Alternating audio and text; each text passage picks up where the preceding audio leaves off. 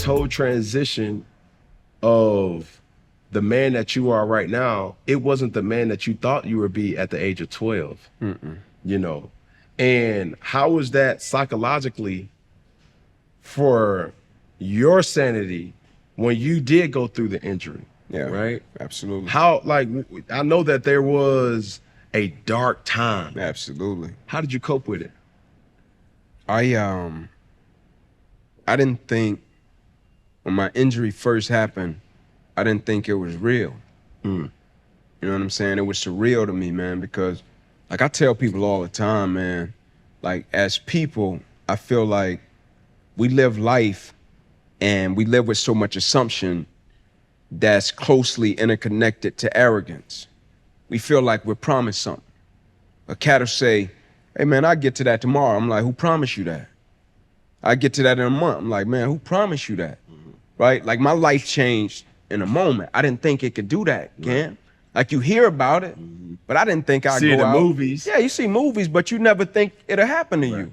I didn't think I'd go out September 9th, 2006, play in a football game, make a tackle I had been doing since I was 7, and my life would change. I just never thought that.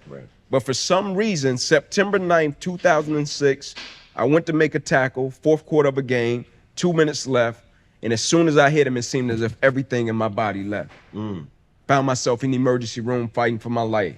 Doctor run into the room. Guys, we got to rush him back to emergency surgery. He's about to die. I'm like, die? Like, what happened? Man, like you ruptured the subclavian artery in your chest. You're bleeding internally. Got to rush you back right now.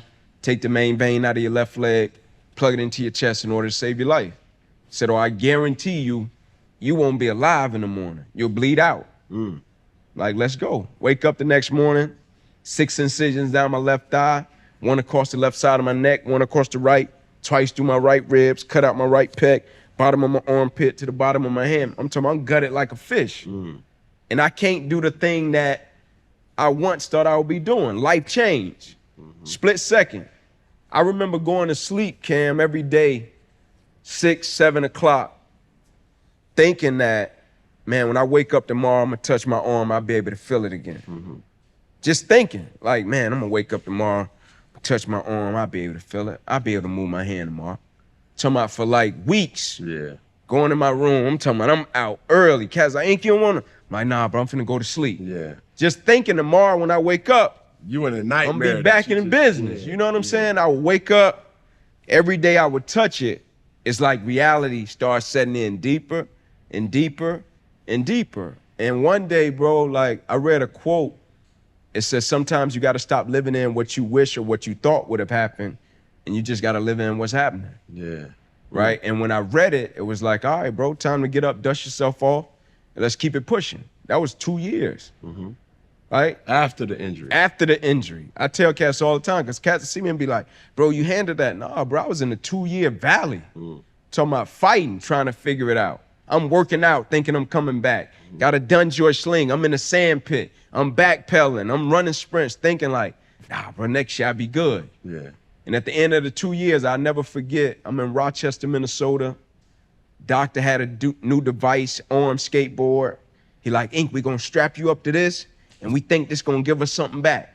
And so I'm in the room, I'm hyped. I'm at the Mayo Clinic, best physicians in the world, and we try the device, and my man just walk off.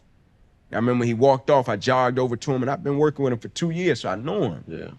I jog over to him, I grab his shoulder, I slowly turned my man around. My man was bawling, and he was crying, bro, and he was like, Ink, I'm sorry, man. He was like, we wanted to work. He's like, but we not seeing anything. It's like your arm or your hand probably never work another day for the rest of your life. And he was just like, I'm sorry. And I was like, it's all good, man. I appreciate you, right? But in that moment, Cam, several things had happened that was incredible in my life. My mother despised my father my whole life because she had me at 16 and my father wasn't present the early years of my life. They couldn't even too tough be in the same room together, right? Because it would be conflict.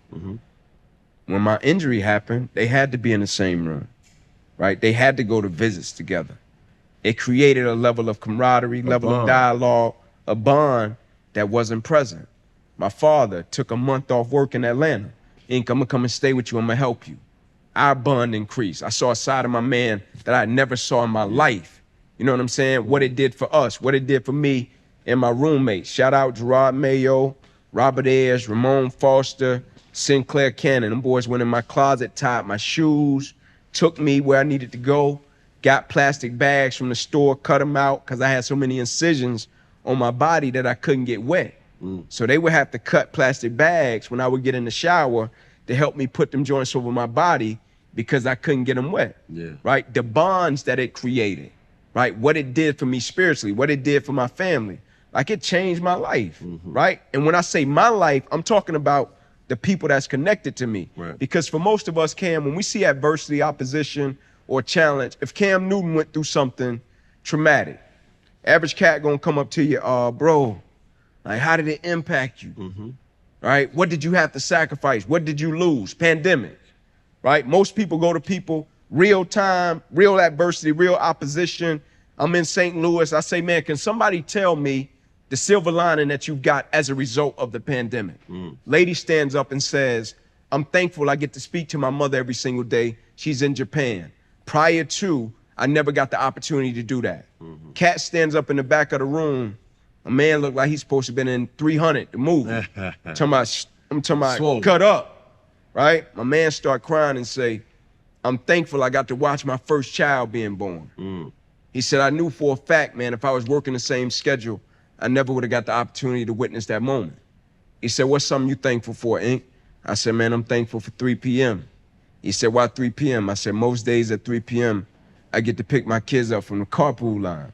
He was like, the carpool line? I was like, no doubt. He's like, really, the carpool line? I said, really, but not really. He said, what you mean by that? I said, can I condition my mind in the midst of uncertainty, adversity, or opposition to see good? So it's not the carpool line, it's finding good in the midst of opposition, Turmoil. adversity, turmoil, and uncertainty.